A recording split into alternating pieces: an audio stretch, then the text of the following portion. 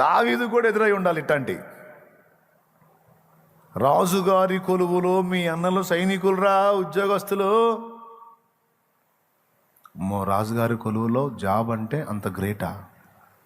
Government job అంటే అంత గొప్పదా? స్తోత్రం. ఏసయా, ఏందయ్యా రాజుగారి కొలువులో సైనికుడు అంటే గొప్ప జాబా?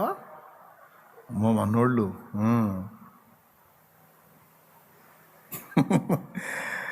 మరి దావీదు ఏం చేశాడు? దావీదు నువ్వు అట్టుండ్రా, వాళ్ళు గవర్నమెంట్ జాబ్ వాళ్ళు, నేనేమో ఎడారుల్లోకి వచ్చి వేణం ఇచ్చుకుంటున్నా సితారా అనలా. పచ్చిక గల చోట్ల